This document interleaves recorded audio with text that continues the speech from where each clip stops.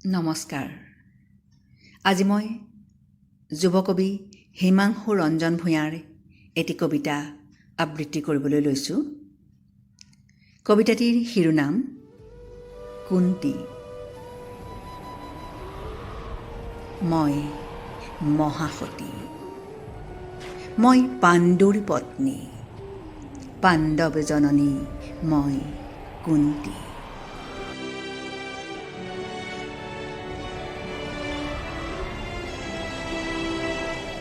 কি যে একে জীৱন মোৰে, যন্ত্ৰণাৰ বিষাদৰ নৈতে নিতৌ স্নান কৰোঁ।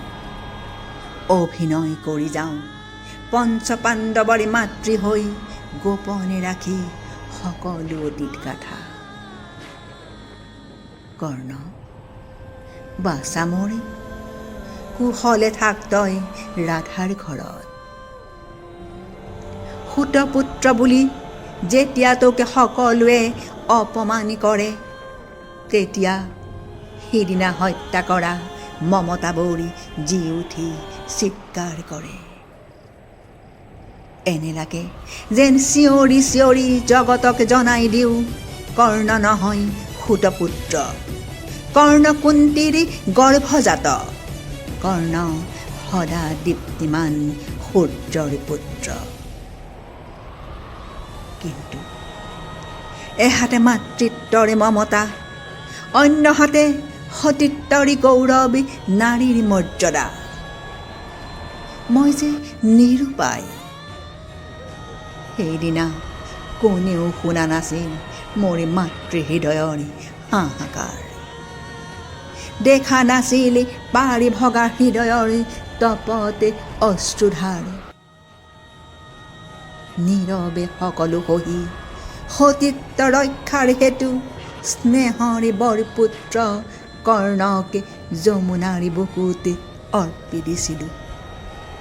আৰু ত্যাগ কৰি মাতৃৰ সকলো মমতা সেইদিনাই ভৰি দিছিলোঁ যন্ত্ৰণাৰ কাঁইতেৰে ভৰা ভৱিষ্যতৰ আলিবাটত।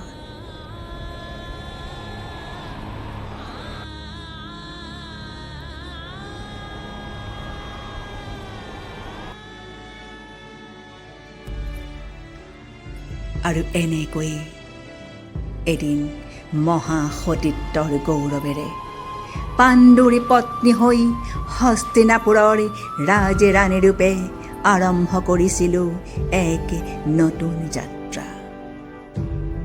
কিন্তু পাণ্ডু যে অভিশপ্ত, কিদৰে ৰক্ষা পৰিব ভাৰত বংশ? পুনৰ নিজকে সতীত্বৰ অগ্নিকুণ্ডত অৰ্পণ কৰি ৰাজবংশ ৰক্ষাৰ হেতু দৈৱ ঔৰসত জন্ম দিলোঁ অজেয় অদ্বিতীয় তিনি পুত্ৰ।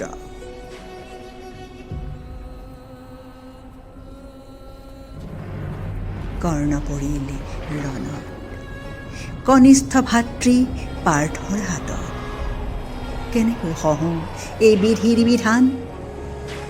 কৰ্ণ বাছা মোৰে, মোৰ ভুলৰ বাবেইতো তোৰেই বলিদান।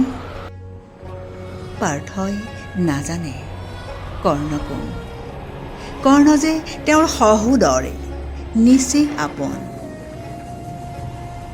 সহি গৈছোঁ সহি আছোঁ, নীৰৱে সহি যাব লাগিব বৰপুত্ৰকে হেৰুৱাৰ অসহ্য বেদনা।